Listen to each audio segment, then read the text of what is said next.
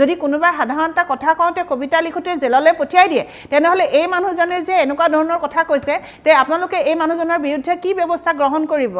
আৰক্ষী বিভাগে এই মানুহজনৰ বিষয়ে কি ব্যৱস্থা গ্ৰহণ কৰিব সেই প্ৰশ্নটো আমি চৰকাৰ আৰু আমি আৰক্ষী বিভাগলৈ গৃহ বিভাগলৈ পঠিয়াবলৈ বিচাৰিছোঁ আৰু ইউনিছ তামুলীক অতি সোনকালে কোনো মানসিক চিকিৎসকৰ ওচৰলৈ লৈ গৈ তেওঁক চিকিৎসা প্ৰদান কৰিব লাগে এগৰাকী সচেতন মহিলা নেত্ৰী হিচাপে দৰাচলতে তেওঁৰ ৰাজনৈতিক পৰিচয় এটাও আছে আপৰ ৰাজ্যিক কমিটিৰ আপৰ উপসভাপতি আৰু আমাৰ মাজত আছে হিন্দুত্ববাদী নেতা অমিতাভ শৰ্মা ডাঙৰীয়া হিন্দুত্ববাদী নেতা হিচাপে আজি বিচৰা হৈছে যদি তেখেতৰ আছে এক ৰাজনৈতিক পৰিচয় একম সনাতন ভাৰত দলৰ ৰাজ্যিক সমিতিৰ সভাপতি আৰু ৰাষ্ট্ৰীয় সাধাৰণ সম্পাদক আনহাতে আছে আনিছুৰ ৰহমান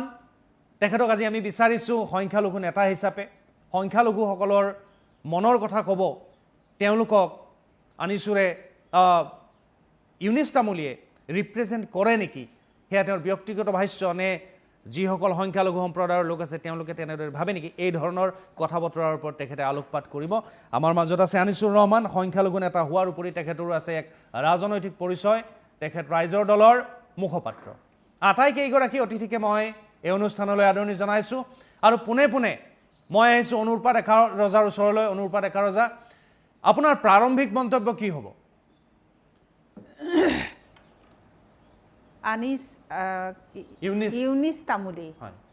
ইউনিছ তামুলী বোলা মানুহগৰাকীক মই ভাবিছোঁ যে তেওঁ মানসিক চিকিৎসাৰহে প্ৰয়োজন আছে আচলতে আজি কিছুদিনৰ পৰা তেখেতৰ কিছুমান তেওঁৰ কাৰ্যকলাপ আমি লক্ষ্য কৰি আছোঁ যে তেওঁ ক্ষণে ক্ষণে তেওঁৰ কিছুমান ৰূপ সলনি হয় নিৰ্বাচনৰ আগত তেওঁৰ এটা বেলেগ ৰূপ আমি দেখিবলৈ পাইছিলোঁ তেওঁ কিবা এটা মানে বেলেগ ধৰণৰ এটা চিটুৱেশ্যন ক্ৰিয়েট কৰিছিলে যে কোনেনো ইয়াত আহি পেলাই সংখ্যালঘু মানুহক খেদিব পাৰে আমি মিয়া মানুহ ঘৰত ভাড়া দিয়া লৈ পেলাই কিবা তেনেকুৱা ধৰণৰ কিছুমান কথা তেওঁ উলিয়াইছিলে আচলতে এই মানুহজন এজন সম্পূৰ্ণৰূপে মানসিক ৰূপে বিকাৰগ্ৰস্ত মানুহ বুলিয়ে মই ভাবিছোঁ কাৰণ যদি মানসিক বিকাৰগ্ৰস্ততা নাথাকে তেনেহ'লে কোনো সুস্থ মগজুৰ মানুহে এনেকুৱা ধৰণৰ তলখাপৰ কথা চিন্তা কৰিব নোৱাৰে আৰু তাতোকৈ ডাঙৰ কথা হ'ল যে তেওঁ যিটো সামাজিক মাধ্যমত পোষ্ট দিছে সেই পোষ্টটো মই আচলতে দেখা নাই মই এতিয়া যিখিনি মই শুনিলোঁ সেই পোষ্টটোৰ মানে আঁত ধৰি পেলাই মই ক'বলৈ বিচাৰোঁ যে সামাজিক মাধ্যমত সততে যি ধৰণে সাধাৰণ কথাৰ কাৰণে জেললৈ প্ৰক্ষেপ কৰে আজি ধৰক আমি যদি উদাহৰণ দিবলৈ যাওঁ তেনেহ'লে কিছুমান সৰু কথা কবিতা এটা লিখাৰ কাৰণেও ছোৱালী এজনীক এবাৰ জেললৈ পঠিয়াই দিছিলে আজি তেওঁ এনেকৈ কথা ক'বলৈ সাহস কেনেকৈ পালে এইকাৰণেই পালে যে ইয়াৰ আগত এই UDF দলৰ এগৰাকী নেতা বদৰুদ্দিন আজমলেও মহিলাক লৈ পেলাই খুব বেয়া মন্তব্য কৰিছিলে ইনফেক্ট তেওঁ মুখ্যমন্ত্ৰীগৰাকীকো আনকি মানে মহিলা মানে এটা সম্পৰ্কীয় কথা কৈ পেলাই মুখ্যমন্ত্ৰীগৰাকীকো টানি আনি তেওঁ এটা বিৰাট লেতেৰা কথা এটা তেওঁ সামাজিক মাধ্যমত কৈছিল আৰু তাৰপিছত আমি তেওঁৰ ওপৰত আমি এজাহাৰো দাখিল কৰিছিলোঁ দিছপুৰ থানাত কিন্তু আমি দেখিলোঁ যে তেওঁৰ ওপৰত কোনো ধৰণৰ একশ্যন নহ'ল এতিয়া ইউনিছ তামুলী বুঢ়া মানুহজন কোনোবাই তেওঁক এই ধৰণৰ কথা ক'বলৈ তেওঁক লগাই দিছে নেকি বাৰু কাৰণ অসমত যিটো বৰ্তমান পৰিস্থিতি এই পৰিস্থিতিটো অত্যন্ত হতাশগ্ৰস্ততাৰ পৰিস্থিতি আৰু লজ্জাজনক পৰিস্থিতি কাৰণ এতিয়া মহিলাৰ কোনো সন্মানেই নাই অসমত মহিলাসকলক সন্মান কৰা আমি দেখাই নাই কাৰণ নিৰ্বাচনী প্ৰচাৰ চলাবলৈ যাওঁতেও মহিলাসকলক লৈয়ে কথা কয় আজি একেবাৰে মানে মহাভাৰতৰ দিনৰ পৰা যদি আমি চাবলৈ যাওঁ প্ৰতিটো কথাত মহিলাক লৈয়ে সদায় ৰাজনীতি হৈ আছে আৰু এই মানুহজনক কোনোবাই ৰাজনৈতিক হাতোৰা হিচাপে ব্যৱহাৰ কৰিছে নে তেওঁৰ অসুস্থ মানসিকতাৰে তেওঁ এই ধৰণৰ অসুস্থ বাতাবৰণ সৃষ্টি কৰিবলৈ বিচাৰিছে মই এটা কথা কম ইউনিছ তামুলী বুলিয়ে মই নকওঁ আজি আমাৰ এগৰাকী মহিলা আছে অসমত যিয়ে নেকি কি বুলি কম মই মহিলা বুলি ক'বলৈও অকণমান দিগদাৰ লাগে তাৰমানে তেওঁ এনেকুৱা ধৰণৰ কিছুমান বিভৎস কথা কয় যে মহিলাৰ যিটো সন্মান যি আমাৰ নাৰীসকলৰ যিটো আত্মসন্মান এই আত্মসন্মানটোতে আমাৰ আঘাত লাগে গতিকে অসমখন এতিয়া এনেকুৱা হৈ গৈছে যোনে তোনে আহিব পাৰে চৰণীয়া পথৰ যিয়ে টিয়ে যি টি ক'ব পাৰে এইখন মানে এখন মেলা ইয়াত যোনে মন যায় যি আহিছে কৈছে গৈছে ইয়াত কোনো ধৰণৰ একশ্যন নহয় গতিকে আমি এটা কথাই ক'বলৈ বিচাৰোঁ যে ছ'চিয়েল মিডিয়াত যদি এনেকুৱা ধৰণৰ বেয়া কথা কৈছে এনেকুৱা ধৰণৰ মহিলাক লৈ অপমান কৰা কথা কৈছে কাৰণ এইখন অসম হয় ইয়াত আমাৰ মহিলাসকলৰ যি আমাৰ অতীত, আমাৰ যি বুৰঞ্জী, আমাৰ যি মহিলাৰ বুৰঞ্জী, এই বুৰঞ্জীখন অত্যন্ত আমি একদম শক্তিশালী এখন আমাৰ বুৰঞ্জী আছে মহিলাৰ। গতিকে আজি আমাৰ সতী জয়মতীৰ পৰা আৰম্ভ কৰি একেবাৰে ডক্টৰ মামণি ৰয়ছম গোস্বামীলৈকে এইখন অসমত জন্ম পাইছে একোগৰাকী মহিয়সী নাৰী। গতিকে এই মহিয়সী নাৰীৰ জন্মস্থানখনত এনেধৰণে কথা ক'ব পৰা মানুহৰ আচলতে ক'ব গ'লে মানে কঠোৰৰ পৰা কঠোৰতম শাস্তি তেওঁলোকক বিহিব লাগে। কাৰণ কাৰ প্ৰৰোচনাত পৰি কথা কৈছে, নে নিজৰ মগজুৰে কথা কৈছে, নে তেওঁ অসুস্থ, মানসিকভাৱে অসুস্থ, নে তেওঁক চিকিৎসকৰ ওচৰলৈ লৈ যাব লাগে, এনেকুৱা ধৰণৰ কথা কোৱাৰ কাৰণে এই ধৰণৰ কথাখিনি মই ইয়াৰ পৰাই মই অসমৰ মাননীয় মুখ্যমন্ত্ৰী হিমন্ত বিশ্ব শৰ্মা ডাঙৰীয়াক ক'বলৈ বিচাৰোঁ যে আপোনালোকে সততে যে কৈ থাকে যে নৰেন্দ্ৰ মোদী ডাঙৰীয়াক গালি পাৰিলে আপোনালোকে জেলত ভৰাই দিব, আমুকক কিবা ক'লে আপোনালোকে জেলত ভৰাই দিব, আপোনালোকে কোনো ধৰণৰ দেশৰ বিৰোধী কথা ক'ব নোৱাৰে, কোনোবাই যদি দেশক ভাল পায়ো কথা কয় তথাপিও আপোনালোকে জেলত ভৰাই দিয়ে। আজি যে অসমৰ মহিলাক লৈ এনেকুৱা ধৰণৰ উচ্চবাচ্য কথা কৈছে যে আপোনালোকৰ কাণত পৰা নাই নেকি বা চকুত পৰা নাই নেকি? ডেফিনেটলিকে আপোনালোকে দেখিছে, আৰু আমিনো বেলেগক কাক ক'ম, কাৰণ হিমন্ত বিশ্ব শৰ্মা ডাঙৰীয়া এতিয়া সৰ্বা। গতিকে তেখেতকে আমি ক'ব লাগিব যে ইয়াৰ পৰাই মই ক'বলৈ বিচাৰোঁ যে হিমন্ত বিশ্ব শৰ্মা ডাঙৰীয়া যে ইউনিছ তামুলী নামৰ এই মানুহজন, মানে বিকৃত মানসিকতাৰ মানুহজনক আপোনালোকে চৰকাৰীভাৱে আপোনালোকৰ চকুত পৰা নাই নেকি? আপোনালোকৰ ছ'চিয়েল মিডিয়াত যদি কোনোবাই সাধাৰণ এটা কথা কওঁতে, কবিতা লিখোঁতে জেললৈ পঠিয়াই দিয়ে, তেনেহ'লে এই মানুহজনে যে এনেকুৱা ধৰণৰ কথা কৈছে, তে আপোনালোকে এই মানুহজনৰ বিৰুদ্ধে কি ব্যৱস্থা গ্ৰহণ কৰিব? আৰক্ষী বিভাগে এই মানুহজনৰ বিষয়ে কি ব্যৱস্থা গ্ৰহণ কৰিব? সেই প্ৰশ্নটো আমি চৰকাৰ আৰু আমি আৰক্ষী বিভাগলৈ, গৃহ বিভাগলৈ পঠিয়াবলৈ বিচাৰিছোঁ। আৰু ইউনিছ তামুলীক অতি সোনকালে কোনো মানসিক চিকিৎসকৰ ওচৰলৈ লৈ গৈ তেওঁক চিকিৎসা প্ৰদান কৰিব লাগে, আৰু এই বিষয়টো খুব উচিত তদন্ত হ'ব লাগে। ধন্যবাদ অনুব্ৰত ডেকা ৰজা, আপোনাৰ ওচৰলৈ পুনৰবাৰ আহিম। মই এইবাৰ আহিছোঁ অমিতাভ শৰ্মা ডাঙৰীয়াৰ ওচৰলৈ। অমিতাভ শৰ্মা ডাঙৰীয়া, আপোনাৰ প্ৰাৰম্ভিক মন্তব্য ল'বলৈ চেষ্টা কৰিছোঁ। ধন্যবাদ। আজিৰ এই বিষয়টোত আপোনালোকে খুব গুৰুত্বপূৰ্ণ হস্তক্ষেপ কৰিছে, মই মিডিয়াক ধন্যবাদ জ্ঞাপন কৰিব বিচাৰিছোঁ। আচল কথাটো হ'ল ইউনিছ তামুলীৰ চৰিত্ৰটো যদি আমি পাহৰি যাওঁ, কোন ব্যক্তিয়ে কৈছে কি কৈছে সেইটো ডাঙৰ কথা নহয়। ভাৰতবৰ্ষ হ'ল সনাতন হিন্দুৰ একমাত্ৰ দেশ। পৃথিৱীত আমাৰ বাদে কোনো এখন দেশ নাই। আন উপাসনাৰ বিধি থকা মঠ পন্থৰ মানুহৰ 50, 57, 100, 200 বহুত দেশ আছে। মই আপোনালোকৰ সংবাদ মাধ্যমৰ জৰিয়তে প্ৰতিজন সনাতনী হিন্দু পুৰুষলৈ আৰু প্ৰতিগৰাকী মহিলালৈ কোনো ধৰণৰ কাটৰ অনুৰোধ কৰিব বিচৰা নাই। এয়া সময়ৰ এটা স্পষ্ট ইংগিত, যি সময়ত অসমৰ কেইবাখনো জিলাত সনাতন ধৰ্মাৱলম্বী নিঃশেষ হৈ গৈছে নাই, সেই সময়ত প্ৰতিগৰাকী সনাতনী ব্যক্তিয়ে চিন্তা কৰি লওক আহিবলগীয়া 10-15 বছৰত আমাৰ লগত এই মেলেচ্ছ চিন্তাৰ শক্তিবিলাকে কি কৰিব গৈ আছে। প্ৰতিগৰাকী সনাতনী মহিলাক মই স্পষ্টভাৱে ক'ব বিচাৰিছোঁ, সময় থাকোঁতে যদি আপোনালোকৰ চিন্তা চেতনাক জাগ্ৰত নকৰে, তেতিয়াহ'লে কোনো ব্যৱস্থাই আপোনালোকক ৰক্ষা কৰিব নোৱাৰে। এইটো এটা সাধাৰণ আইন শৃংখলাৰ সমস্যা নহয়। আমি যদি যোৱা 200 বছৰৰ ইতিহাস ফহিয়াই চাওঁ, তেতিয়া আমি দেখা পাওঁ প্ৰথম অৱস্থাত যেতিয়া সনাতনীৰ সংখ্যা যথেষ্ট থাকে, আমাৰ উদাৰতাৰ বাবেই বিভিন্ন সনাতন বিৰোধী শক্তিয়ে গা কৰি উঠিছে। আজি মই হিমন্ত বিশ্ব শৰ্মাক প্ৰশ্ন কৰিব বিচাৰোঁ, একম সনাতন ভাৰত দলৰ মজিয়াৰ পৰা আমি হৰিদ্বাৰত গঠন হোৱা ভাৰতবৰ্ষৰ সনাতনৰ সম্পূৰ্ণ শংকৰাচাৰ্যৰ পৰা আদি কৰি সনাতনৰ শক্তিৰ চূড়ান্ত পৰ্যায়ত যিবোৰ শক্তিয়ে প্ৰতিনিধিত্ব কৰে, আমি প্ৰশ্ন কৰিব বিচাৰিছোঁ, এনেকৈ আপুনি অসমৰ সনাতনীসকলক সুৰক্ষা দিয়াৰ চিন্তা কৰিছে নেকি? আপুনি কিছু সময়ৰ আগতে ইউনিফৰ্ম চিভিল কোড আনিলে, কিন্তু তাত এণ্টি ব্লেছফেমি বা এণ্টি ডিফেমেশ্যনৰ ওপৰত আপুনি একো ধৰণৰ পদক্ষেপ লোৱা নাই। আমি ক'ব খোজোঁ, হিমন্ত বিশ্ব শৰ্মা ডাঙৰীয়া, এই ক্ষেত্ৰত সৰ্বভাৰতীয় সনাতনীসকলে তীক্ষ্ণ দৃষ্টিৰে আপোনাৰ শাসন ব্যৱস্থাক নজৰ দি ৰাখিছে। যি সময়ত শুভেন্দু অধিকাৰী, যোগী আদিত্যনাথ, যি সময়ত দেৱেন্দ্ৰ ফাডনাভিছ, যি সময়ত ভগৱান লাল শৰ্মা, সকলো মুখ্যমন্ত্ৰীৰ ওপৰতে দৃষ্টি নিক্ষেপ কৰা হৈছে। কাৰণ ভাৰতবৰ্ষত একমাত্ৰ বিষয়ে হ'ল যিটো সভ্যতাৰ বিষয়, মই কোনো সৰু সুৰা ৰাজনীতিত ক'ব বিচৰা নাই, সেয়া হ'ল সনাতন অস্তিত্বৰ সংকট। যোৱা কিছু দশকত আমি দেখিবলৈ পাইছোঁ এখনকৈ জিলা আমি হেৰুৱাই পেলাইছোঁ অসমৰ ক্ষেত্ৰত। ইয়াৰ ভূমিপুত্ৰ অস্তিত্ববাদী খিলঞ্জীয়াসকলৰ ঠাইবোৰ সংকুচিত হৈ আহিছে। আৰু এতিয়া আমাৰ গৰ্ভ মহিলা আস্থাটো আক্ৰমণ কৰিছে। এয়া কেৱল আইন শৃংখলাৰ বিষয় নহয়, কেৱল এটা গোচৰ দিব, গোচৰ দি ৩-৪ বছৰ জেল হ'লেও এয়া সনাতন হিন্দুৰ বিৰুদ্ধে এক সভ্যতাৰ যুদ্ধ আৰম্ভ হৈছে। আৰু একম সনাতন ভাৰত দলে বিজেপি দললৈ আহ্বান জনাইছে, আমি যিহেতু একেটা শিবিৰতে অৱস্থান কৰোঁ, আমি যিহেতু সনাতন সত্তাৰ শিবিৰ, আপোনালোকৰ হাতত অসমৰ ৰাইজে সুবৰ্ণ সুযোগ দিছে, এখন চৰকাৰ গঠন কৰিব পাৰিছে, আৰু সেই সুযোগ ব্যৱহাৰ কৰি এখন অতি কঠোৰ এণ্টি ডিফেমেশ্যন আৰু ব্লেছফেমি আইন আমাক লাগে। ধৰ্ম বিৰুদ্ধাচৰণ আমি কেতিয়াও মানি ল'ব নোৱাৰোঁ, কাৰণ পৃথিৱীত একমাত্ৰ ধৰ্মই হ'ল সনাতন ধৰ্ম। তাৰ অন্তৰ্গত বিভিন্ন মতপন্থা আছে, পৃথিৱীৰ বিভিন্ন মানুহৰ উপাসনা বিধিৰ বিভিন্ন প্ৰকাৰৰ, কিন্তু সনাতন ধৰ্মৰ ওপৰত যিটো আক্ৰমণ চলি আছে, সেই আক্ৰমণৰ এই পৰ্যায়ত মুখ্যমন্ত্ৰী হিমন্ত বিশ্ব শৰ্মা দেৱে তাক ৰোধ কৰাত বেলেগ ক্ষেত্ৰত বিফল কিমান হৈছে অসমীয়া ৰাইজে ঠিক কৰিছে, কিন্তু এই ক্ষেত্ৰত আমি আশ্বস্ত হ'ব পৰা নাই। আমি মানে সৰ্বভাৰতীয় পৰ্যায়ৰ সনাতনীসকলে আপোনাৰ ওপৰত তীক্ষ্ণ দৃষ্টিৰে চাইছে। মনত ৰাখিব, ভাৰতীয় জনতা পাৰ্টি সৰ্বভাৰতীয় দল, কোন কেনেকৈ কি পদত অৱস্থান গ্ৰহণ কৰে সৰ্বভাৰতীয় সনাতন সত্তাহে ঠিক কৰিব। মই ভাবোঁ বেলেগ কোনো কাৰণত হওক নহওক, অসমৰ ভাৰতীয় জনতা পাৰ্টীৰ নেতৃত্বসকলে ব্যক্তিগত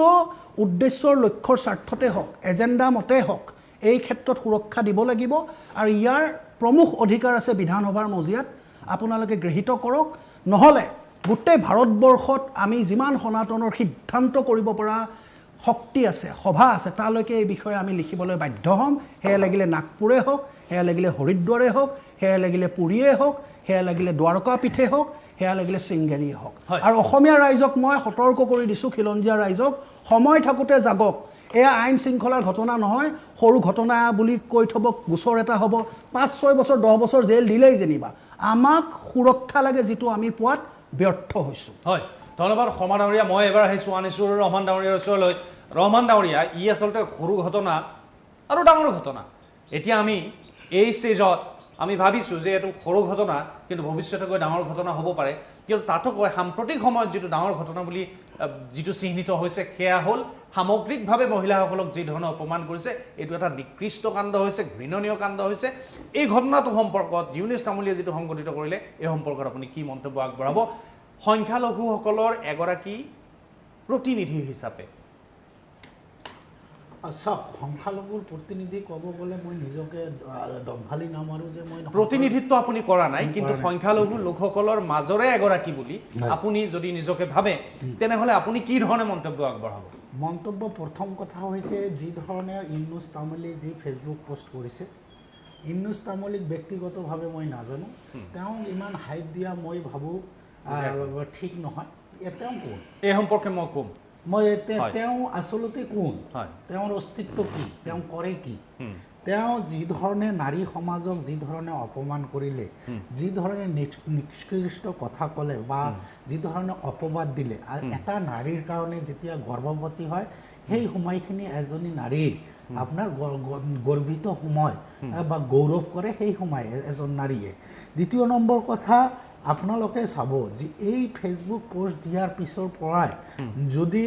মুকলি আকাশৰ তলত আপোনাৰ ইউনুছ তামুলীয়ে ঘূৰি আছে, তেনেহ'লে আইন শৃংখলাৰ ওপৰত আমাৰ প্ৰশ্ন আছে। হয়, কিয় তেওঁ এই ধৰণৰ সাম্প্ৰদায়িক বিষয়বস্তু বিয়পোৱাৰ পিছত তেওঁ কিয় আজি মুকলি আকাশৰ তলত ঘূৰি আছে, এই কথা আমি ধৰিব লাগিব। আপোনালোকে জানিব যে হিমন্ত বিশ্ব শৰ্মা অনবৰতে বা সৰু সৰু কথাত, মানে সাধাৰণ কথাটো দেখা গৈছে আপোনাৰ জেলত দিয়া এই দৃষ্টান্ত ইতিমধ্যে আমি পাইছোঁ। গতিকে সৰু সৰু কথা তেওঁ দৃষ্টিগোচৰ কৰে। এই কথা তেওঁ দৃষ্টিগোচৰ হোৱা নাই নেকি তেওঁৰ মুখ্যমন্ত্ৰী বা গৃহ বিভাগৰ? দ্বিতীয় নম্বৰ কথা, গৃহ বিভাগৰ যদিও দৃষ্টিগোচৰ হৈছে, তেওঁক আজি কিয় এৰেষ্ট হোৱা নাই বা জেললৈ পঠোৱা হোৱা নাই বা পুলিচ তেওঁক কাৰায়ত্ব কৰা হোৱা নাই বা হাজত কিয় নাই? এতিয়া কথাটো হ'ল, ইউনুছ তামুলী ইমান সাহস কিয় পালে? যি সময়ত দেখা গৈছে সংখ্যালঘু মানুহখিনি এটা ভয় ভাৱত আছে, সংখ্যালঘু মানুহখিনি দেখা গৈছে যে সংখ্যালঘু মানুহৰ ওপৰত তেওঁলোকে ক'ব ধৰিছে যে আমাৰ মাজত চিলেক্টিভ এনকাউণ্টাৰ হৈছে, আমাৰ উন্নয়ন হোৱা নাই, আমাৰ মাজত মাহিকৰ দৃষ্টিৰে চাইছে চৰকাৰে, তেওঁলোকৰ এটা ভয় বা সংঘাত আছে। সেই সময়ত ইউনুছ তামুলী বোলা মানুহজন ইমান সাহস কৰা আচলতে চৰকাৰৰ তেওঁ এজন নেকি? চৰকাৰৰ হৈ এই সাম্প্ৰদায়িক বিষয়বস্তু বিয়াইছিল কাৰণ নগাঁও ইতিমধ্যে নিৰ্বাচন আহি আছে এই নগাঁও নিৰ্বাচনক কেন্দ্ৰ কৰি এইবিলাক কাৰবাৰ চলি আছে নেকি না নগাঁও নিৰ্বাচনক বিজেপিক চৰকাৰক লাগে বুলি এইবিলাক এজেণ্ট ফিট কৰিলে নেকি সেই কথাও আমি চাব লাগিব আৰু নগাঁও উপ নিৰ্বাচন লোকসভাৰ উপ নিৰ্বাচন আছে আৰু চতুৰ্থ নম্বৰ কথাটো হৈছে চব এইবিলাক কথা বতৰা অসমখনক অস্থিৰ কৰি পেলায় আৰু কিছুমান নাৰীও আছে আমাৰ সমাজত আৰু কিছুমান কেৱল ঊনৈছ তামুলীয়ে নহয় শিখা শৰ্মা বাইদেউ মাজে মাজে কিছুমান মানে কথা বতৰা কয় যিবিলাক কথা সভ্য সমাজত মানি ল'ব নোৱাৰি এক অসুস্থ পৰিৱেশ বাতাবৰণ সৃষ্টি কৰি দিয়ে গোটেই অসমত গতিকে এইবিলাক কথা আমি কেতিয়াও মানে সমৰ্থন কৰিব নোৱাৰোঁ একেমুখে ঊনৈছ তামুলীয়ে কওক শিখা শৰ্মাই কওক আৰু অন্য কোনোবাই কওক যি অসমক ধানৱান কৰাৰ চেষ্টা কৰিব আমাৰ মাজত যি ভাগ ভাগ কৰাৰ চেষ্টা কৰিব আমাৰ মহিলাসকলক যিজন অপমান কৰিব বা যিকোনো স্তৰৰ মানুহক আজি অমিলৰ কথা ক'ব তেওঁক আমি একেমুখে তেওঁক আমি গৰিহণা দিম আৰু আমি চৰকাৰৰ দৃষ্টিগোচৰ কৰিব খুজিছোঁ চৰকাৰক ক'ব বিচাৰিছোঁ এই মানুহবিলাকক লৈ আপোনালোকে মানে অতি সোনকালে তেওঁলোকক দৃষ্টান্তমূলক শাস্তি দিব লাগে আৰু ঊনৈছ তামুলী আপোনালোকে যি ধৰণে কথা বতৰাবিলাক কৈছে যে সংখ্যালঘু মানুহক ঊনৈছ তামুলীয়ে ৰিপ্ৰেজেণ্ট কৰিব খুজি আছে নেকি তেওঁ সেই কথা ক'ব বিচাৰি আছিল নেকি আপোনালোকে জানিব বিজেপি চৰকাৰে এটা ধুনীয়া কাম কৰিছে এটা কাম কৰিছে যে গৰিয়া মৰিয়া দেশী জোৰহা আৰু পাঙ্গাল এই মানুহখিনি খিলঞ্জীয়া বুলি বিজেপি চৰকাৰে ইতিমধ্যে স্বীকৃতি দিছে তাৰ ভিতৰত মিয়াবিলাকক স্বীকৃতি দিয়া হোৱা নাই কিন্তু এটা কথা দেখা গৈছে যে হিন্দুসকলৰ মাজত যেনেকুৱা বৰ্মন আছে কলিতা আছে ভাগ ভাগ আছে ৰাভা আছে হাজং আছে বহুত ধৰণৰ ভাগ ভাগ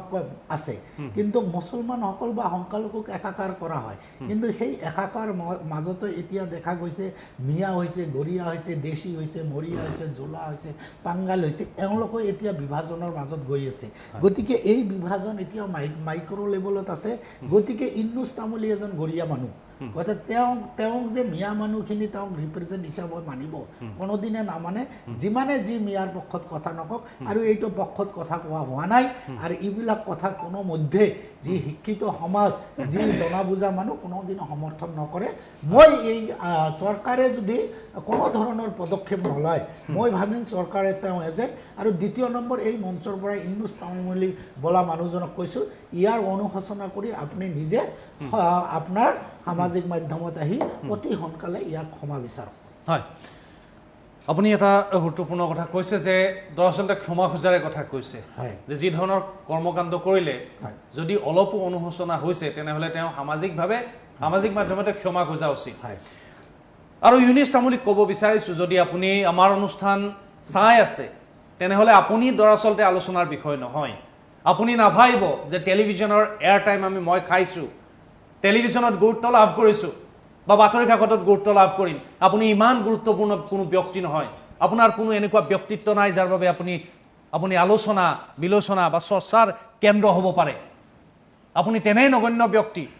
আৰু সেই নগণ্যতা আপুনি পুনৰবাৰ প্ৰতিপন্ন কৰিছে এই ধৰণৰ মন্তব্যৰে আপোনাৰ বিষয়ে আলোচনা কৰিবৰ কাৰণে এই আলোচনা আমি পতা নাই আমি আলোচনা পাতিছোঁ আপোনাৰ দৰে একাংশ মানুহে যি ধৰণে সামাজিক মাধ্যমক ব্যৱহাৰ কৰি দৰাচলতে সামাজিক ব্যৱস্থাটো সামাজিক পৰিকাঠামো ভাঙি চুৰমাৰ কৰিবলৈ অহৰহ চেষ্টা চলাই আছে তাৰ বিৰুদ্ধে সকলো মানুহক সজাগ কৰাৰ বাবে আৰু এই ধৰণৰ ধুৰন্ধৰ এচামক চিনাক্ত কৰি তেওঁলোকৰ কথা বতৰাত মন নিদিবৰ বাবে যাতে আমি এটা সজাগতা সৃষ্টি কৰিব পাৰোঁ ধনাত্মক দৃষ্টিৰে আমি যাতে সকলোৱে মিলিজুলি বসবাস কৰিব পাৰোঁ এইখন অসমত তাৰ বাবে সেই আলোচনাটো কৰিছোঁ আপুনি কেতিয়াও নাভাবিব আপুনি আলোচনাৰ বিষয় হোৱা বুলি মই পুনৰবাৰ অমিতাভ শৰ্মাৰ ওচৰলৈ আহিম শৰ্মা ডাঙৰীয়া আপুনি ৰাজনৈতিকভাৱে শেহতীয়াভাৱে সক্ৰিয় হোৱাৰ উপৰি আপুনি নিৰ্বাচনতো প্ৰতিদ্বন্দ্বিতা কৰিছিল বা ৰাজনৈতিকভাৱে সক্ৰিয় আৰু লাহে লাহে আপুনি ৰাজ্যিক পৰ্যায়ৰ পৰা ৰাষ্ট্ৰীয় পৰ্যায়লৈ ৰাজনীতিত আপোনাৰ উত্তৰণ ঘটিছে এগৰাকী ৰাজনীতিক হোৱাৰ উপৰি আপুনি এগৰাকী সমাজ সচেতক ব্যক্তি ভাল বিশ্লেষক তাৰ উপৰি আপুনি এগৰাকী অভিযন্তা লগতে আপুনি এগৰাকী অধিবক্তা হিচাপে মই আপোনাক সুধিব বিচাৰিছোঁ ঊনৈছ তামুলীৰ বিৰুদ্ধে কি ধৰণে ব্যৱস্থা গ্ৰহণ কৰিব পাৰে যদি কোনোৱে কেছ কৰে গোচৰ তৰে তেনেহ'লে কি ধৰণৰ ব্যৱস্থা হ'ব পাৰে মই আপোনাৰ পৰা অধিবক্তা হিচাপে সেই দৃষ্টিকোণৰ পৰা জানিবলৈ বিচাৰিম এইটো এটা খুব গুৰুত্বপূৰ্ণ বিষয় চাওক সাধাৰণতে মই ইয়াৰ দুটা উদাহৰণ দি লওঁ 2018 চনৰ 5 মাৰ্চ তাৰিখে ইণ্ডিয়া টুডে কাকত গোষ্ঠীৰ পৰা মা কামাখ্যা অসমীয়া বিহু শংকৰদেৱ আৰু অসমীয়া কৰ্মচাৰীসকলৰ কাৰ্যালয়ত যৌন ব্যভিচাৰক লৈ এটা ডাঙৰ সংখ্যা ছপোৱা হৈছিল তাক লৈ যথেষ্ট বিতৰ্ক হ'ল গোচৰো ৰুজু কৰোৱা হ'ল আৰু কিবা তদন্ত চলোৱা হ'ল তাৰ পিছৰ পৰা আমি দেখি আছোঁ যোৱা 7-8 বছৰ যেতিয়াই তেতিয়াই এই খিলঞ্জীয়া মানুহ সনাতনী হিন্দুসকলৰ ওপৰত যেতিয়াই তেতিয়াই আক্ৰমণ কৰা হয় আৰু ইয়াত যিটো ৰাজনৈতিক হস্তক্ষেপ হ'ব লাগে সেই ৰাজনৈতিক হস্তক্ষেপটো আমি কেলে দেখা নাই আমি এই বিষয়ে কম কাৰণ প্ৰশাসন যিটো ব্যৱস্থা আইন ল এণ্ড অৰ্ডাৰটো ৰাজ্যৰ বিষয় আমি গোচৰবোৰ কৰোঁ অধিবক্তা হিচাপে আমি গোচৰবোৰ লিখি দিওঁ গোচৰবোৰ ৰুজুও হয় এতিয়া আমি কোৱাৰ লগে লগে অসমৰ বিভিন্ন প্ৰান্তে প্ৰান্তে গোচৰ ৰুজু হৈ যাব জিৰ' এফআইআৰ কৰিব সেই ব্যৱস্থাটোত কিন্তু আমি সুফল পোৱা নাই কাৰণ মই আপোনাক ক'বলৈ বাধ্য হৈছোঁ সমাজৰ ব্যাধিবিলাকক নিয়ন্ত্ৰণ কৰিবলৈ আটাইতকৈ সৰু পৰ্যায়ৰ ব্যৱস্থাটোহে হ'ল আইন আৰু গোচৰ দিয়া আটাইতকৈ সৰু পৰ্যায় সমাজৰ ব্যাধিসমূহক সেয়া লাগিলে মহিলাৰ বিৰুদ্ধে বিভিন্ন ধৰণৰ অপৰাধ হওক সেয়া লাগিলে বিভিন্ন ধৰণৰ ধৰ্মীয় অনুভূতিক আঘাত কৰা ইয়াত আইন কেতিয়াও চূড়ান্ত পৰ্যায়ত হ'ব নোৱাৰে কাৰণ আপুনি ধৰক ইউনিছ তামুলীৰ নিচিনা ব্যক্তিক আপুনি যাৱজ্জীৱন কাৰাদণ্ডও দিলে কিন্তু তেওঁ যিমানবোৰ ব্যক্তিক এই ক্ষেত্ৰত মৌলবীকৰণ কৰিছে সেই ক্ষেত্ৰতো সেইসকল ব্যক্তিক কোনে প্ৰশ্ন কৰিব মই অসমৰ সকলো ৰাজনৈতিক দলক প্ৰথমত কংগ্ৰেছৰ পৰা আৰম্ভ কৰিব বিচাৰিছোঁ কাৰণ স্বাধীনোত্তৰ কালৰ সৰহ সংখ্যক তেওঁলোকেই শাসন কৰিছে আজিলৈকে যিখন ভাৰতীয় দণ্ডবিধি সংহিতা বা এতিয়া যিখন নতুন ব্যৱস্থা আনিছে এইবোৰ কেতিয়াও ভাৰতৰ খিলঞ্জীয়া বা সনাতনীসকলৰ সুৰক্ষাৰ বাবে নিৰ্মাণ কৰা আইন ব্যৱস্থা নাছিলে এয়া এটা ঔপনিবেশিকবাদী শক্তিৰ আছিল কিন্তু আজিকো প্ৰতি কংগ্ৰেছ দলে কেতিয়াও এই অনুভূতি এই বিষয়বিলাকত কাম নকৰে এটা মই বিজেপি চৰকাৰলৈ আমি যদি যোৱা 10 বছৰত চাওঁ আমি কোনো ধৰণৰ আবেগিক বা কোনো ধৰণৰ অভিযোগো নকৰোঁ যিমানবোৰ সনাতন হিন্দু ধৰ্মৰ পৰা আদি কৰি খিলঞ্জীয়াৰ বিষয়ত যিমানবোৰ ঘটনা হ'ল সিদিনা হাজোৰ সনাতন কলিতাক মৰিয়াই মাৰি পেলোৱা হ'ল এইবিলাক বিষয়ত ন্যায়ৰ কি পৰ্যায় হৈছে ফাষ্ট ট্ৰেক কোৰ্ট কৰিছেনে এয়া মই পুনৰ কৈছোঁ অসমীয়া ৰাইজক খিলঞ্জীয়া ৰাইজক 1910 চনত পশ্চিম পাঞ্জাবতো এইবোৰ আইন অপৰাধৰ সমস্যা বুলিয়ে ভবা হৈছিল সাম্প্ৰদায়িকীকৰণ 1906 চনত যেতিয়া ঢাকাত মুছলিম লীগ গঠন হৈছিল সেইটো এটা অপৰাধিক বিষয় হিচাপে সনাতনী খিলঞ্জীয়াসকলে গ্ৰহণ কৰিছিল এয়া অপৰাধিক বিষয় নহয় কাৰণ আটাইতকৈ বিখ্যাত যিটো আইন আছে ৰংগিলা ৰাছুল কেছ ৰাহুল হাইকোৰ্টৰ তাৰ ওপৰত ভিত্তি কৰি প্ৰাক্তন IPCৰ 194 ধাৰা আহিছিল মানে কোনোবা ধৰ্ম জাতিক আপুনি যদি অনুভূতিত আঘাত কৰে তাৰ খুব বেছি দণ্ড 3 বছৰ 3 বছৰৰ যদি কাৰাবাস খাই সাম্প্ৰদায়িকভাৱে মৌলবীসকলৰ দৃষ্টিত বা সংখ্যালঘুসকলৰ দৃষ্টিত নেতা হয় 3 বছৰ পিছত দেখোন MLA হৈ আহিব পাৰিব লাভে আছে যদি আজি ইউনিছ তামুলী নামটো নকওঁ এইবোৰ ব্যক্তিয়ে লাহে লাহে অসমখনক দুফাল তিনিফাল কৰাত আগবাঢ়িছে আজিলৈকে কোনো সাম্প্ৰদায়িক বা এই বিষয়ত সংখ্যালঘু দলসকলে এইটো সনাতন ধৰ্মৰ বিষয় হিচাপে গণ্য নকৰে আমাৰ ভাৰতবৰ্ষত 1947 চনৰ পিছত আমি সনাতন ৰাষ্ট্ৰ কৰিব পাৰিলোহেঁতেন আন নালাগে BR আম্বেদকাৰে কৈছিল কংগ্ৰেছৰ অধিৱেশনত লিখা আছিল কি ভাৰতবৰ্ষক হিন্দু ৰাষ্ট্ৰ কৰাৰ ৰিজলিউশ্যন আছে আৰু 1920 চনত কংগ্ৰেছ দলৰ সেৱা বাহিনীৰ প্ৰমুখ আছিল কেশৱ বলিৰাম হেগড়েৱাৰ শ্ৰদ্ধাৰ সময়ত গৈ 1925 চনত তেওঁ ৰাষ্ট্ৰীয় স্বয়ংসেৱক সংঘ গঠন কৰে কংগ্ৰেছৰ অধিৱেশনতে আছিল কিন্তু আজিলৈকে যিবোৰ আইন বনাইছে যিবোৰ আইন নিৰ্মাণ কৰিছে এইবোৰ সাধাৰণ বিষয় নহয় কোনোবা এগৰাকী ব্যক্তি কোৱা নাই হিন্দু মহিলা বুলি কৈছে আপুনি মনত ৰাখিব অপৰাধৰ পৰ্যায় ক্ৰিমিনেল লটোৱে ইণ্ডিভিজুৱেল চেণ্ট্ৰিক মই আপোনাক একোপ মাৰিলে বা আপুনি মোক দোষৰ সোধালে আপোনাৰ মোৰ কেছ হ'ব তাত সমাজৰ কোনো অৰ্থই নাই সমাজৰ অপৰাধৰ মঞ্চখন হ'ল ৰাজনীতি মই পুনৰ কৈছোঁ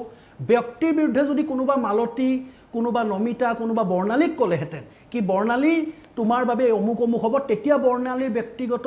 বা ৰাজ্য ভাৰ্চেছ ইউনিছ তামুলী হ'লহেঁতেন এয়া নহয় ইউনিছ তামুলীয়ে এক প্ৰকাৰে সনাতন ধৰ্মৰ বিৰুদ্ধে পপুলেশ্যন জিহাদৰ ঘোষণা কৰিছে ইতিহাসৰ পাতত লিখা থাকিব এই ইউনিছ তামুলীয়ে মৰক্কৰ ৰাষ্ট্ৰৰ প্ৰধানমন্ত্ৰীয়ে যেনেকৈ কৈছিল কি আমি আমাৰ গৰ্ভৰ জৰিয়তে গোটেই পৃথিৱীত বলপূৰ্বকভাৱে হস্তক্ষেপ কৰিম আৰু যিবোৰ অনা ইছলামত বিশ্বাসী কাফেৰ আছে তেওঁলোকৰ ওপৰত কৰিম সেই চিন্তাত ইউনিছ তামুলী নিজেই প্ৰেৰিত আৰু মনত ৰাখক 2019 চনৰ কা আন্দোলনৰ সময়ত তেওঁৰ ওপৰত কি গোচৰ আছিল PFIৰ লগত জড়িত সেইবোৰ পাহৰি নাযাব বহুতে কৈছে ইউনুছ তামুলী সাধাৰণ এজন ব্যক্তি তেওঁকনো পপুলাৰ কেলে কৰোঁ নহয় সেই PFIৰ লগত জড়িত তেতিয়া আছে মৌলবাদৰ যিটো শিপাৰ ব্যৱস্থা বৰ বৰ গভীৰ মই কৈ দিওঁ আজি কেইদিনমান আগতে বাঘ সেনা গঠন কৰিছিল বাঘ সেনা গঠন কৰি হোজাইত গৈছিল তেওঁ ত্ৰাণকৰ্তা ৰূপে আহিছিল আৰু এটা কথা কওঁ এইবোৰ ত্ৰাণকৰ্তাক কোনো অসমৰ ৰাজনৈতিক দলৰ সমৰ্থন লাগে বিশ্বত ভাৰতবৰ্ষৰ ওপৰত আক্ৰমণ কৰিবলৈ বহুত গোষ্ঠী আছে তাৰ ওপৰত আন নালাগে আমি নিজেও কতবাৰ ৰিজলিউশ্যন মেমৰেণ্ডাম দি থৈ দিছোঁ আৰু ৰাষ্ট্ৰীয় সুৰক্ষা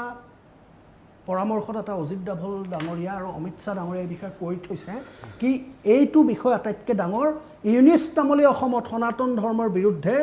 পপুলেশ্যন জিহাদৰ প্ৰথম পৰ্যায়ত লৈছে হ'বলা আমাৰ অসমৰ সংখ্যালঘু সংগঠনবিলাকে এইটো পৰ্যায়ত চিন্তা কৰাও নাই বা সংখ্যাগুৰু সংগঠনেও কৰা নাই কিন্তু 2031ত ৰাজনীতিৰ বাৰে বাৰে বিজেপি চৰকাৰে আহি থাকিব বুলি যদি ৰাইজে কয় কি বিষয়ত আহিব বহুতবাৰ 3বাৰ চৰকাৰ কৰিলে এইবাৰ বিষয় হ'ব লাগিব সনাতন ধৰ্মৰ সম্পূৰ্ণ সুৰক্ষা প্ৰথম দুটা কালত যদি মন্দিৰ নামঘৰ সুৰক্ষা বিষয় আছিল প্ৰথম দুটা কালত যদি সনাতনসকলৰ আস্থাৰ সুৰক্ষা আছিল এতিয়া শাৰীৰিক আৰু ভূমিগত সুৰক্ষা লাগিব আৰু ভৌগোলিক সুৰক্ষা লাগিব এইটো বিষয়ে যদি মই অসমৰ সংবাদ জগতকো কৈছোঁ নাই এইটো মানসিক ৰোগৰ বিষয় ইউনুছ তামুলীয়ে সেই তাৰ পৰা উঠি আহি হোজাইত গৈ বাঘ সেনা গঠন কৰি দিয়ে আৰু বাঘ সেনা গঠন কৰি ঘোষণা কৰি থাকে প্ৰশাসন চৰকাৰে সেইটোক আইনৰ খুব বেছি যদি তেওঁ জেল যায়ও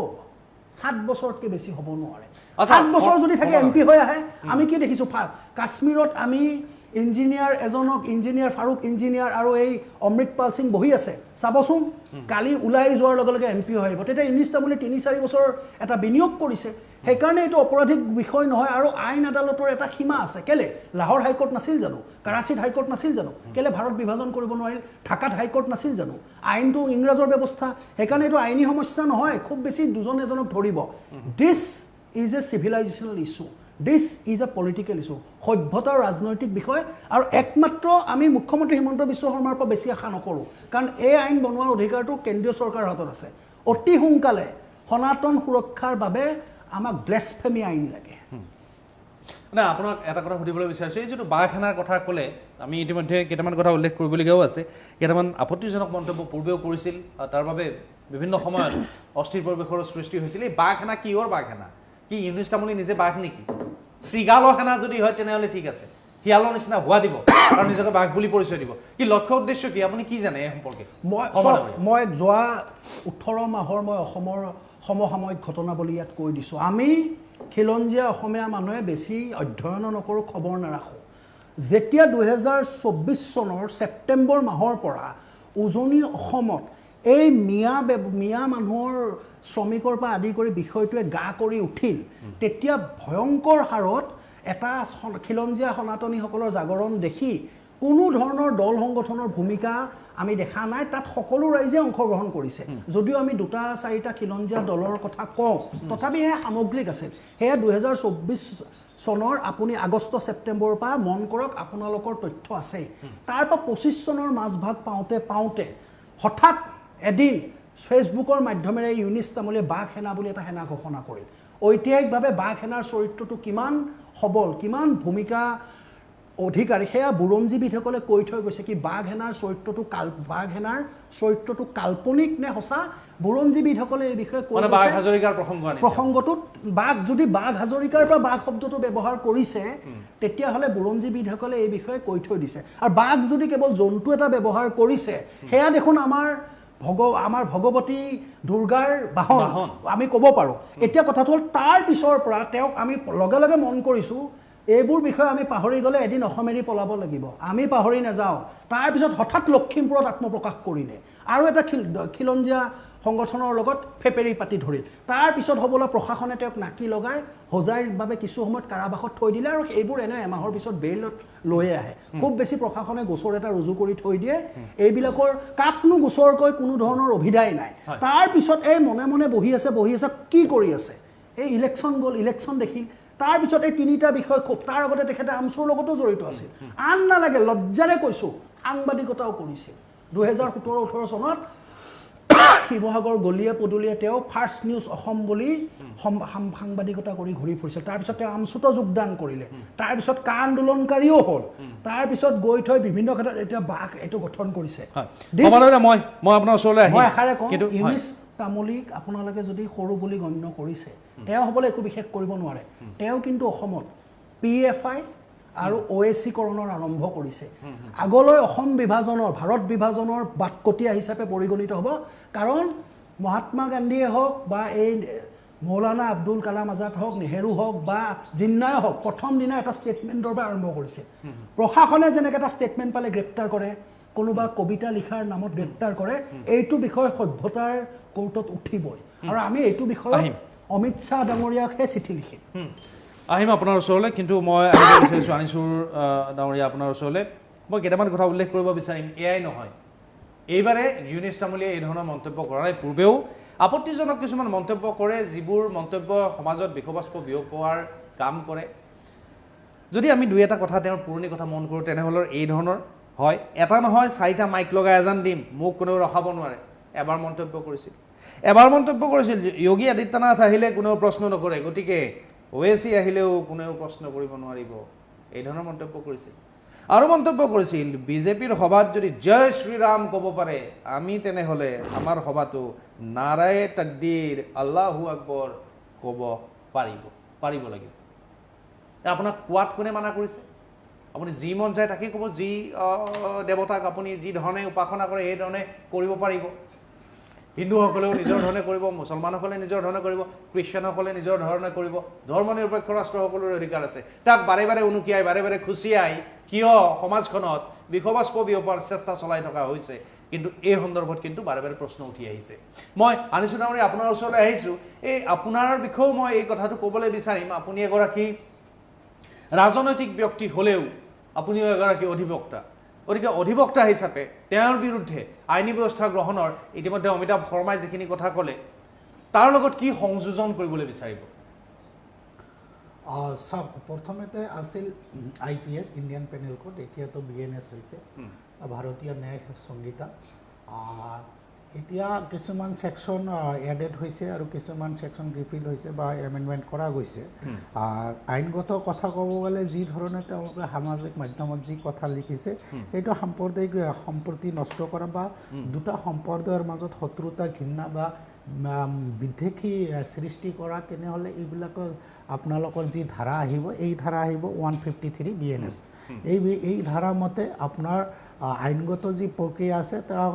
কঠোৰতো কঠোৰ শাস্তি হ'লেও তাৰ কি হ'ব 3 বছৰহে মাত্ৰ জেল হ'ব গতিকে আমি আমাৰ আইনবিলাক এডপ্টেড আইন মেক্সিমাম আইন আমি আপোনাৰ ব্ৰিটিছৰ পৰা লোৱা গতিকে এইবিলাক আছে 3 বছৰ গতিকে মোৰ ব্যক্তিগত মতামত যদি আপুনি লয় এইবিলাক আইন আৰু আপোনাৰ এই শাস্তিৰ ব্যৱস্থাটো আৰু বেছি হ'লে আমাৰ সমাজখন অলপ সুস্থিৰ হ'ব বুলি মই অনুভৱ কৰোঁ দ্বিতীয় নম্বৰ ধৰ্মীয় ভাৱজৰ্গৰ কোনো আঘাত কৰে তেনেহ'লে BNSৰ 298 সেকশনত আপোনাৰ ধাৰাত কেছ ৰুজু হ'ব পাৰে তাৰো আপোনালোকৰ যি শাস্তি সেই শাস্তি 3 বছৰ গতিকে অমিতাভ শৰ্মা যি ধৰণে কথা বতৰাবিলাক কৈছে মই এক প্ৰকাৰ একমত যে হয়তো ইউনুছ তামুলী ডাঙৰীয়া 3 বছৰ তেওঁ ইনভেষ্ট কৰিছে পিছত গৈ প্ৰফিটটো ল'ব কিন্তু প্ৰফিটৰ আশা তেওঁ নাই গতিকে যি ধৰণে অসমৰ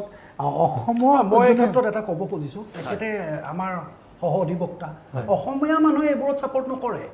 ইউনিছ তামুলীয়ে প্ৰফাইল বনাই আছে কেনেবাকে ডুবাই চেক দুজনৰ চকুত পৰিলে এই লকচোন $50 মিলিয়ন লিখি দিব আজমলৰ একাউণ্ট চেক কৰক জাকাতত কিমান টকা আহে মই অসমৰ সংখ্যালঘু সংগঠনবিলাকক এটা কথা স্বীকৃতি দিওঁ যথেষ্ট কষ্ট কৰে কিন্তু গ্ল'বেল ইছলামিক ফাণ্ডিঙৰ পৰা বহুত দূৰত $50 মিলিয়ন 500 কোটি টকা লিখি দিব আজি নহ'লে 15 বছৰ পিছত তেওঁলোকে অসমত নাই চাওক আমিও ক'ব লাগে সনাতনী ক্ষেত্ৰতো ফাণ্ডিং বাহিৰৰ পৰা আহে সৰ্বভাৰতীয়ৰ পৰা আহে সেইকাৰণে অসমৰ আঞ্চলিক দলবিলাকে এতিয়া অসমত শাসন কৰিব নোৱাৰে আমি সৰ্বভাৰতীয় দল হিচাপে এইটো ক'ব খোজোঁ অসমীয়া মানুহ অসমৰ পৰা অলপ অলপ কিবা উঠে আচল বজাৰখন বাহিৰত আছে সেইকাৰণে আমিও কৈছোঁ অমিত শ্বাহলৈ লিখিম আমিওতো কৈছোঁ অমিত শ্বাহলৈ লিখিম ডোভালৰ নাম আমিওতো কৈছোঁ আমিতো অকল অসম চৰকাৰখনক কৈ থকা নাই আমিও জানো একো কৰিব নোৱাৰে আমি কেলে ডোভালৰ নাম কৈছোঁ কেলে অমিত শ্বাহৰ নাম কৈছোঁ কাৰণ সিদ্ধান্তবোৰ তাতে হয় আৰু আমি ইয়াত আমাৰ ব্যক্তিগত প্ৰফাইল বনাব অহা নাই কিয় অহা নাই ব্যক্তিগত প্ৰফাইল বনাবলৈ মহিলাৰ গৰ্ভধাৰণৰ বিষয়টো বনোৱাত লাগিছে ইউনিছ তামুলীয়ে যদি সঁচাকৈ আলমে ইছলামৰ ওপৰত ক'ব খুজিছে তেওঁ প্ৰথমতে অধ্যয়ন কৰক তেওঁ যদি ইছলামৰ চাওক ভাৰতবৰ্ষক গণতন্ত্ৰ তেওঁ যদি ইছলামিক নহয় যদি ইছলামিক লিডাৰশ্বিপ ক্ৰিয়েট কৰিব খুজিছে তেওঁ ইছলামিক লিডাৰশ্বিপৰ ত্যাগৰ ওপৰত কওক যোৱা 1500 বছৰ বহুত ভাল ভাল কথা আছে নহয় কোৰাণত হাদিছত সেই আমিতো নিজেই মোহাম্মেদান ল পঢ়িছোঁ ভাল ভাল কথাবিলাক কৈ ফলোৱাৰ নবনাই কিয় ফলোৱাৰ বনাবলৈ পটককৈ বিতৰ্কমূলক কথা ক'লে মানুহ গোট খাইতো তেওঁ যদি ইমান পাৰে তেওঁ এইটো কথা কওকচোন অসমত মাদ্ৰাছাবিলাকৰ শিক্ষাৰ নামত ইছলামিক ব্যৱস্থাতে কিমান সংস্কাৰ হৈছে তেওঁ ক'ব খুজিছে যদি প্ৰশ্ন কৰক কি হাজৰ নামত কিমান স্কেম হৈছে আমিয়ে ক'ব পাৰোঁ তেওঁ প্ৰশ্ন কৰিব খুজিছে যদি প্ৰশ্ন কৰক কি যি মৌলবীসকলৰ শিক্ষা তাত কিবা সংস্কাৰ হৈছেনে তেওঁ প্ৰশ্ন কৰিব খুজিছে যদি প্ৰশ্ন কৰক কিমান মাইনৰিটি ফাণ্ড যোৱা 20-30 বছৰত ক'ত ইউটিলাইজ হৈছে তাৰমানে সেইবোৰ নহয় ক'ব হিন্দুক আক্ৰমণ কৰক আৰু তাৰ ফলত আমাৰ হিন্দুৰ মাজৰ পৰা একাংশন এটা সৃষ্টি হ'ব কিন্তু যদি ইউনিছ তামুলীয়ে বাঘেনা গঠন কৰি জনপ্ৰিয়তা পাই 3 বছৰ পিছত MP হয় তেতিয়াহ'লে ইউনিছ তামুলীৰ বিপৰীতে গৈ কোনোবা খগেন বৰুৱায়ো অভিযান আৰম্ভ কৰি অসমত খিলঞ্জীয়া ৰামহেনা আৰম্ভ কৰিলে কিন্তু আমি বেয়া পাই লাভ নাই এতিয়াও সময় আছে অসমৰ ৰাইজ খিলঞ্জীয়া ৰাইজ মাজত যদি ইহঁতে উৎপাত কৰি থাকে আমি চকু নিদিওঁ আইন প্ৰশাসন কি কালি যদি অসমৰ মুখ্যমন্ত্ৰী আজমল হয় এই DGP এই পুলিচে ইয়েছ ছাৰ বুলিয়ে ক'ব প্ৰশাসন এটা যন্ত্ৰ আমি যদিও জানো এজন দুজন মানুহৰ ক্ষেত্ৰত প্ৰশাসনে কাম কৰিব পাৰে মই আনিছোঁ ৰহমান ডাঙৰীয়া আপোনাৰ ওচৰলৈ আপুনি আইনী প্ৰসংগ সম্পৰ্কত কৈ আছিল আইনী ব্যৱস্থা সম্পৰ্কত কৈ আছিল আৰু কি এড কৰিবলৈ বিচাৰিছে কি সংযোজন হ'ব পাৰে সংযোজন চাওক মই এই কথাটো ক'ম যি ধৰণে অমিতাভ ডাঙৰীয়া যি ধৰণে কথা বতৰা কৈছে মই কিছু কথাত মই একমত আছোঁ একমত থকাৰ কাৰণটো হৈছে চাওক সংখ্যালঘু মানুহে নিজকে সদায় অলৱেজ ছাপ্ৰেছ ডিপ্ৰেছ আৰু ডিনাইড বুলি ভাবে আৰু তেনেহ'লে সংখ্যালঘু মানুহৰ ক্ষেত্ৰত কৰিব লগা বহুতখিনি কাম আছে আজি সংখ্যালঘু এলেকাত যদি মেজৰিটি এলেকা আপোনাৰ ধুবুৰী গোৱালপাৰা বৰপেটা দক্ষিণ হালমাৰ মানকাচৰ জিলা এই দক্ষিণ হালমাৰ মানকাচৰ বা ধুবুৰী এলেকাত আপুনি শিক্ষিতৰ হাৰ কম গতিকে মানুহখিনিক শিক্ষিত কেনেকৈ কৰা যাব সেই ক্ষেত্ৰত আমি চিন্তা কৰিব লাগিব অমিতাভ ডাঙৰীয়া সেই কথাই কৈছে আজি আমাৰ 30-40 বছৰৰ পৰা সংখ্যালঘুৰ নামত যিখিনি স্কিম আহিছিল যি পইচা ইউটিলাইজ এলটমেণ্ট হৈছিল সেই পইচা আজি আমাৰ কেৱল আঁঠুৱা আৰু কম্বল দিওঁতে যদি যায় সেই মানুহখনৰ সংস্কাৰ কেনেকৈ হ'ব সেই কথাটো আপুনি চিন্তা কৰক আজি বিজেপি চৰকাৰে এটা ভাল কাম কৰিছে মই যদিও ৰাজনীতি কৰোঁ ভাল ক'ব লাগিব আজি বিজেপি চৰকাৰে সংখ্যালঘু এলেকাত মহিলা কলেজ দিছে বা মডেল স্কুল দিছে সংখ্যালঘু নামত যিখিনি পইচা আহিছে তেওঁলোকে এই আঁঠুৱা দিয়া নাই কাৰণ এতিয়া সংখ্যালঘু মানুহে তেওঁলোকৰ এটা শিক্ষিত হোৱাৰ এটা ৰাস্তা হৈছে আজি যি ধৰণে অমিতাভ ডাঙৰীয়া কৈছে হজৰ নামত যি কৰাপশ্যন চলিছে দুৰ্নীতি চলিছে হজৰ নামত দেখা গৈছে চৰকাৰে যদি জড়িত হৈ থাকে তেনেহ'লে হজৰ আপুনি RTI কৰিও তাৰ পৰা তথ্য পোৱা নাযায় তাৰমানে কিছুমান কনফিডেন্সিয়েল ৰেকৰ্ড বুলি দিয়ে গতিকে এই তথ্য উন্মোচন কৰাও এটা প্ৰত্যাহ্বান গতিকে হজৰ নামত যি ধৰণে মানুহ হজ এটা পবিত্ৰ স্থানত যায় গতিকে পবিত্ৰ স্থানত মানুহ অলপ পইচা বেছি গ'লেও তেওঁলোকে প্ৰশ্ন নোসোধে যে এই পইচা কিয় যায় বা কি কাৰণত যায় গতিকে হজৰ কাৰবাৰটো চৰকাৰে যদি দৃষ্টিগোচৰ কৰে হজৰ যি দুৰ্নীতি হৈ আছিল বা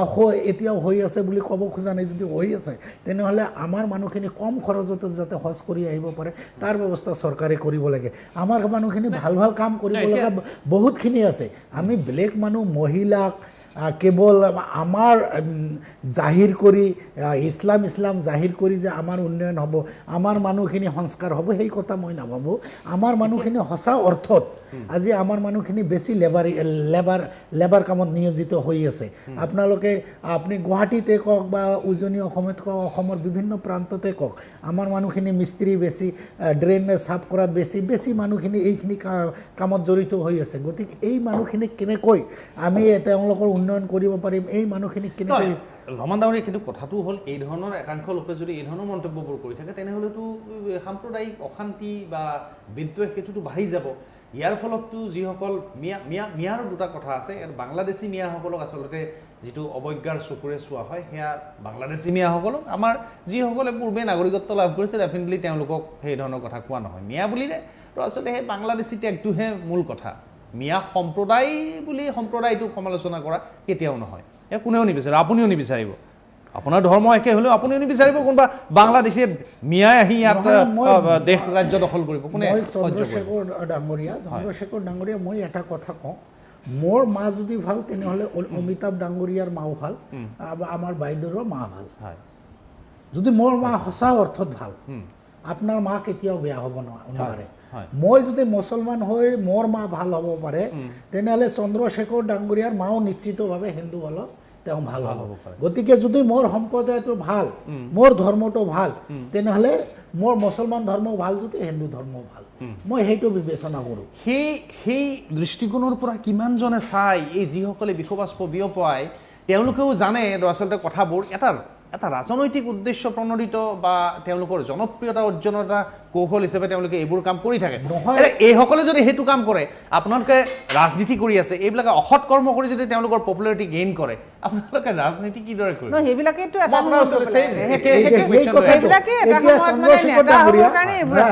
মইতো এই ধৰণৰ মানুহ মই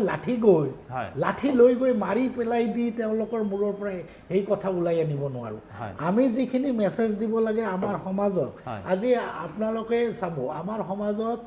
শিশু শ্ৰমিক আছে বাল্য বিবাহ আছে আমি বহুত সময় এৱাৰনেছ কেম্প কৰিছোঁ সচেতন সভা কৰিছোঁ এইবিলাক কৰি আমাৰ সমাজখনক আমি ইতিমধ্যে আগবঢ়াই অনাৰ চেষ্টা কৰিছোঁ আজি নতুন কৰি যি আমাৰ সমাজত যি সমস্যা হৈছে ড্ৰাগছ এডিক্টেড আজি ড্ৰাগছৰ যি ধৰণে ভয়াৱহতা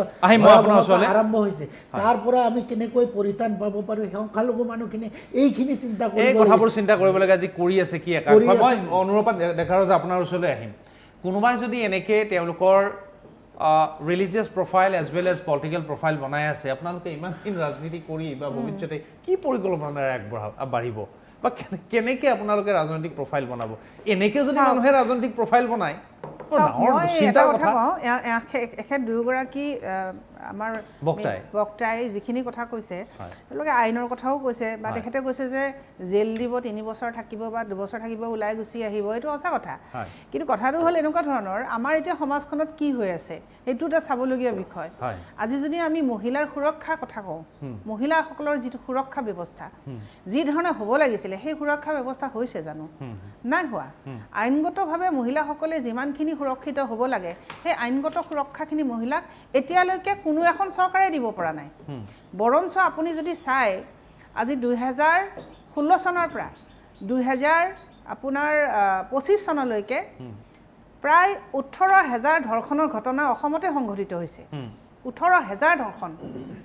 সেইটো আপুনি ক'ব নোৱাৰে যে এইটো কোনে কৰিছে কোন ধৰ্মৰ মানুহে কৰিছে সব ধৰ্মৰ মানুহৰ ক্ষেত্ৰতে এই ঘটনাটো ঘটিছে এতিয়া যদি পাৰ্চেন্টেজ হিচাপত চাবলৈ যায় এইটো ইয়াত উপস্থিত থকা আমাৰ এগৰাকী বক্তা বেয়া পাব নালাগে মই কওঁ কিছু ক্ষেত্ৰত এটা সম্প্ৰদায়ৰ ক্ষেত্ৰত এই বস্তুটো অকণমান বেছিকৈ হোৱা দেখা আমি পাইছোঁ এইটো যদিও শুনিবলৈ অপ্ৰিয় এক মিনিট পৰিসংখ্যাই সেইটোৱে কয় যে যদিও মানে কথাটো শুনিবলৈ বেয়া কিন্তু সেই ক্ষেত্ৰত আমি ক'বলৈ যাম যে এটা সম্প্ৰদায়ৰ ক্ষেত্ৰত এই ঘটনাবিলাক অলপ বেছি ধৰণে হৈছে কিয় হৈছে এই কথাবিলাক হৈছে কিয় আৰু এই যে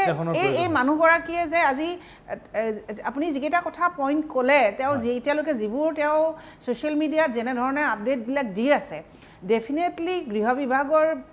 হেৰিয়ে বিষয়ববীয়াই তেওঁলোকে নিশ্চয়কৈ তেওঁলোকে ছাৰ্ভেইলেঞ্চত ৰাখিছে নৰখাকেতো থকা নাই তেওঁলোকে যিবিলাক এই মানে মন্তব্য এই মন্তব্যবিলাক যে আইন বিৰুদ্ধ সমাজ বিৰোধী মহিলাৰ বিৰোধী বা এখন সমাজৰ প্ৰতি এটা বেয়া পৰিৱেশ বিনষ্ট কৰাৰ পৰিৱেশৰ দিশে লৈ যোৱা এটা প্ৰচেষ্টা এই প্ৰচেষ্টাটোক বাধা দিবলৈ কি ধৰণৰ ব্যৱস্থা গ্ৰহণ কৰিছে মই যদি ধৰ্মীয় দৃষ্টিকোণেদি নেচাই পেলাই যদি আমি মানৱীয়তাৰ দৃষ্টিকোণেদি চাওঁ তেনেহ'লে আমি ডেফিনেটলি প্ৰতিখন চৰকাৰৰ পৰাই বিচাৰিম যে আমাৰ সুৰক্ষা ব্যৱস্থা কি ধৰণে হৈছে আজি ধৰক একে ৰাজপথতেই এগৰাকী মহিলাক চুৰিৰে হানি খুচি মাৰি পেলাইছে, ৰাজপথতে ডিঙি কাটি হত্যা কৰি মাৰি পেলাইছে, ৰাতিপুৱা খোজকাঢ়িবলৈ যাব নোৱাৰে, চেইনডাল কাঢ়ি পেলাই লৈ গুচি যায়, হাতৰ মোবাইলটো কাঢ়ি লৈ গুচি যায়। আমাৰ কিছুমান বিশিষ্ট ব্যক্তিৰো ৰাতিপুৱা মৰ্ণিং ৱাক কৰিবলৈ যাওঁতে মহিলাক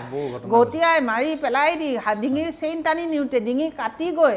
মানে হস্পিটেলত ভৰ্তি হৈ মৰিবলগীয়া অৱস্থা, কিবাকেহে বাচি গৈছে। গতিকে এই ধৰণৰ পৰিৱেশ পৰিস্থিতিবিলাক যে হৈছে, তাৰমানে আপুনি ভাবক গুৱাহাটীৰ আজি মাজমজিয়াত CC কেমেৰা যিটো লগাম বুলি কৈছিলে, আজি মিউনিচিপাল কৰ্পৰেশ্যনৰ ইলেকশ্যনৰ সময়ত চৰকাৰে যিটো দিছিলে তেওঁলোকে সেই কামখিনি কৰিলে জানো? নাই। মানুহৰ সুৰক্ষা সেই ধৰণে আমি সুৰক্ষা ব্যৱস্থাটো আৰু এই মানুহজনক মই এইকাৰণে হাইলাইট কৰিবলৈ বিচৰা নাই, এই মানুহজনৰ বেকত ডেফিনেটলি এটা কিবা ডাঙৰ কথা আছে, সক্ৰিয় কিবা এটা মানে তেওঁৰ বেকত মানে এটা শক্তি আছে, যিটো শক্তিয়ে তেওঁক এই ধৰণে মন্তব্য কৰিবলৈ তেওঁক প্ৰৰোচিত কৰিছে আৰু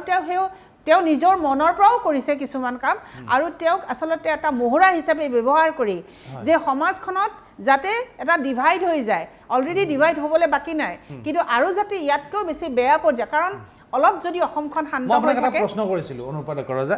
যে এইসকল লোকে যদি এনেকৈ নিজৰ প্ৰফাইলটো তৈয়াৰ কৰে ৰাজনৈতিক বা ধৰ্মীয় আৰু তাৰ জৰিয়তে যদি মুনাফা লাভ কৰে, তেনেহ'লে যি ধৰণে অমিতাভ শৰ্মাই শংকা ব্যক্ত কৰিছে যে এওঁলোকে এদিন MP হ'ব, এওঁলোকে MLA হ'ব, মিনিষ্টাৰ হ'ব, কেইবছৰমান ইনভেষ্ট কৰিছে, লাগিলে জেললৈ যাব, আগতে স্বাধীনতা সংগ্ৰামত জেলত গৈছিল, এতিয়া বিতৰ্কিত কাম কৰি আমাৰ মুখ্যমন্ত্ৰী মহোদয়, সন্মানীয় মুখ্যমন্ত্ৰী মহোদয়ক বদৰুদ্দিন আজমলে মই এটা কৈয়ে দিছোঁ, আপোনালোকে ৰাজনীতি কেনেকৈ কৰিব? নহয়, বদৰুদ্দিন আজমলে কি কৈছে, ধুনীয়া 4-5 গৰাকী ছোৱালী বিয়া পাতি ল'ব দিছে। কি মিন কৰিছে তাৰমানে? অৰ্থটো কি কৰিছে? কিমান জঘন্য কথা এটা কৈছে। সেই মানুহজন জনপ্ৰতিনিধি নহয় নেকি? এইবাৰো তেওঁ জিকি আহিলে, নাহিলে জানো? গতিকে এইবিলাক মানুহ হৈয়ে আছে জনপ্ৰতিনিধি, তেনেকুৱা মানে বহুত আছে, বহুত আছে। এনেকুৱা নকওঁ যে মই অকল ক্লোজিং কমেণ্ট ল'ম, কিন্তু কথাটো হ'ল কি ইউনিট মানুহজনে 2031 চনৰ যদি বিধানসভাৰ নিৰ্বাচনলৈ মন কৰোঁ, 26ত এবাৰ এটা সৰু পইণ্ট কম, সৰু বিন্দু 26ত দেখিছেনে নাই, যিমানবোৰ, মই পুনৰ কৈছোঁ কথাটো মনোযোগে যাতে সকলো অসমৰ ৰাইজে শুনে, ৰাজনৈতিক দলবিলাকে শুনে, যিমানবোৰ তথাকথিত ছেকুলাৰ পাৰ্টি আছে, কৃপা কৰিছোঁ ইউৰোপিয়ান ডেফিনেশ্যন অফ ছেকুলাৰিজিমৰ পৰা ওলাই আহক, নিশ্চিহ্ন হৈ যাব। আজি অসমত এনেকুৱা পৰিৱেশ আছে, মই যদি এতিয়াই গেৰুৱাত সাজ ধাৰণ কৰোঁ, সংস্কৃতৰ মন্ত্ৰ মুখত আছে, পাগুৰি মাৰোঁ আৰু এই কণ্ঠৰে যদি আক্ৰমণ কৰোঁ নহয়, দ্বিতীয় য়োগীক থিয় কৰাব পৰা কেপাচিটি আমাৰ হাতত আছে। কিন্তু অসমৰ কম্পজিট কালচাৰ, অনেকতাৰ মাজত একতাৰ কথা ভাবিহে আমি মনে মনে আছোঁ। কিন্তু যদি আমি দেখোঁ কি অসমৰ ৰাইজে গণতান্ত্ৰিক অধিকাৰমূলক ন্যায়সংগত কথাবিলাকত মনোযোগ নিদিয়ে আৰু এইবোৰ বিষয়ত মনোযোগ দিয়ে, তেতিয়াহ'লে ৰাজনীতিৰ সম্পূৰ্ণৰূপে পেণ্ডুলামটো ছুইং কৰিব। লিখি ৰাখক, 31 চনত যিমানবোৰ দল আছে, ছেকুলাৰ দলবোৰ নিশ্চিহ্ন হৈ যাব। কিয়? তেওঁলোকে ছেকুলাৰ দলবিলাকে পলিটিক্সত সংগ্ৰামেই নকৰে। মহাত্মা গান্ধীয়ে ছেকুলাৰ পলিটিক্স কৰিছিল বা নেহেৰুৱে কৰিছিল, 14 বছৰ জেল নেহেৰুৱে খাইছিল, কিন্তু আমাৰ ছেকুলাৰ পলিটিচিয়ানবিলাকে ছেকুলাৰ স্পেচখন নাইকিয়া কৰি দিছে। এতিয়া মই কেতিয়াবা চিন্তা কৰোঁ, অধিবক্তা হিচাপে ভাল ভৱিষ্যত আছেনে ৰাজনীতিবিদ হিচাপে? মই ক'ব খোজোঁ, এই ভাৰত ব্যৱস্থাত অধিবক্তাটো বাদেই দিয়ক, গণতন্ত্ৰৰে চূড়ান্ত অৱস্থাত আমি আছোঁ। কাৰণ ছেকুলাৰ পলিটিচিয়ানবিলাকে ছেকুলাৰ ষ্ট্ৰাগল কৰিব নোখোজে। এই কংগ্ৰেছ দলটোৱে এইবাৰ সম্পূৰ্ণৰূপে দেখিছে, মাত্ৰ জয়প্ৰকাশ দাস জিকি আহিছে বিধানসভাত, কাৰণ চাওক গণতন্ত্ৰটোৰ গুণ চাই পাৱাৰ দিয়া নহয়, ৰিপ্ৰেজেণ্টেটিভ ডেম'ক্ৰেচি। অসমত সম্পূৰ্ণৰূপে মানুহক কি বাৰ্তা দিবে? হিমন্ত বিশ্ব শৰ্মাই একোৱে ক'ব নালাগে, চিধাই ক'লে হ'ল কংগ্ৰেছৰ লিডাৰ অফ অপজিশ্যন কোন। মই পুনৰ কৈছোঁ, সকলো ছেকুলাৰ দলক কৈছোঁ, ছেকুলাৰিজিমটোও ভাল বস্তু, কৰক, পূৰা কৰক। সনাতন ধৰ্ম ছেকুলাৰে হয়। ইউৰোপিয়ান ডেফিনেশ্যন অফ ছেকুলাৰিজিমটো কি কয়? ধৰ্ম আৰু শাসন দুটা বেলেগ। আপোনালোকে জেগা নাপাব। আপোনালোকৰ আজি এখেতেও যদি পিছত দেখে কি ইউনিছ তামুলীয়ে আগস্থান পাই বহিব, যেনেকৈ প্ৰদ্যুৎ বৰদলৈ, ভূপেন বৰাই বিজেপিত স্থান পাইছে, তেওঁ এদিন ভাবিও কি ময়ো সেইফালে যোৱা ভাল নেকি? মানুহ হয় আমি,